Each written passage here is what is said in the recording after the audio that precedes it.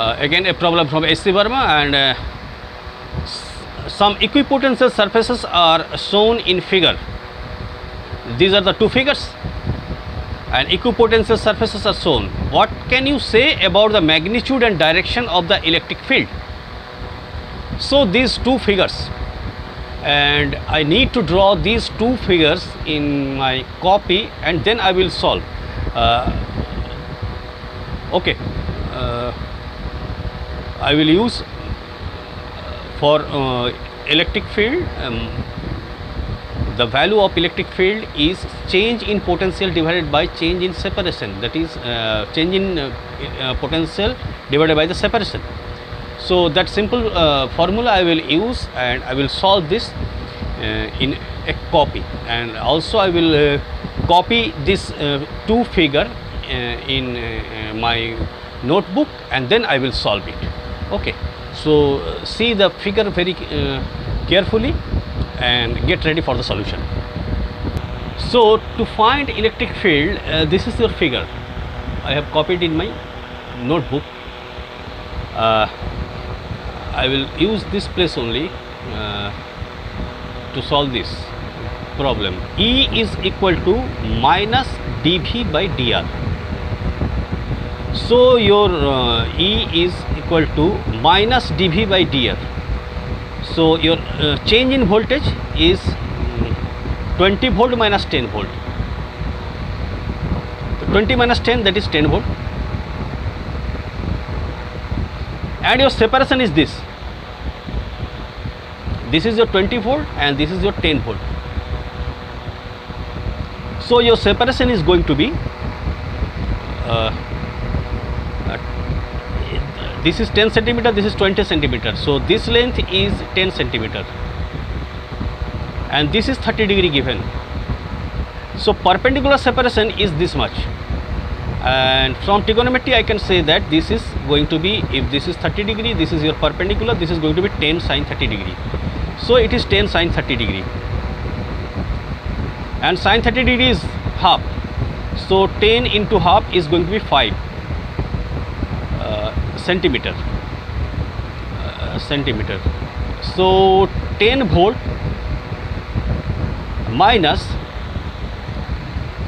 10 sin 30 degree is your 5 into centimeter. You have to convert centimeter into meter. It is going to be minus 2.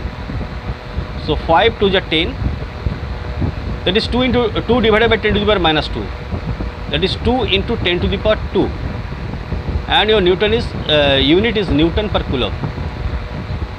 So it is going to be 200 Newton per coulomb, and it will act in the direction minus dV by dr. So it will act in the direction, this direction. So this is going to be the direction, this direction it will act.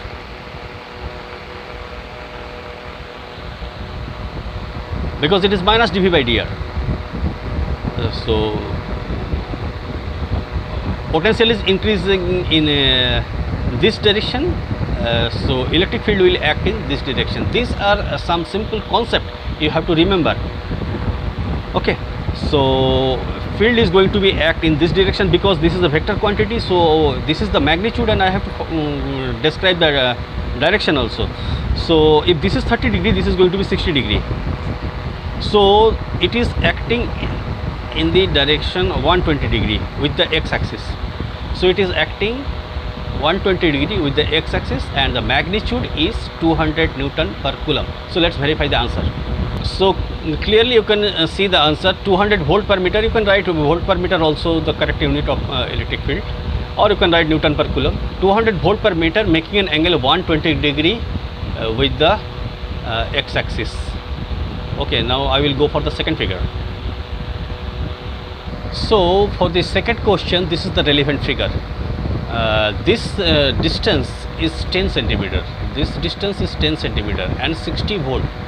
So this is your equipotential surface, and as we repeatedly told that if this is a spherical equipotential surface, that means at the center there must be some charge, and let's find what is that charge. And if a charge is found at the center, we can easily find what will be the electric field at this point. Okay, Since voltage is decreasing, so we can say that electric field will act in this direction, that is radially outward. Voltage is decreasing, you can see that voltage, and we can find electric field at every surface, because once we find the charge at the center, we can find electric field at a distance. Okay, so first we will find the charge at the center, for which this surface has got potential 60 volt. Of course, there is some charge. If the charge is 0, you cannot have a potential at this point. So there must be some charge, and if charge is known, then we will be able, everything is given. So we will use this data, and we will be able to find electric field very easily once the charge is known. So first we will find the charge at the center, for which the potential at this point is 60 volt and separation is 10 centimeter. Okay, we will use this and we will find the charge, and thereafter we will find the electric field. Okay, so V is equal to KQ by R, and V is given 60, and K, that is 1 by 4 pi epsilon naught. Q we need to find, and R is 10 centimeter, it is given. So 10 into centimeter, that means you have to convert it into 10 to the meter. So your the value 60 into 10 into 10 to the power minus 2 is going to be the value of KQ, and so this is equal to 6 KQ. Your KQ is equal to 6. So your electric field is going to be KQ by R square.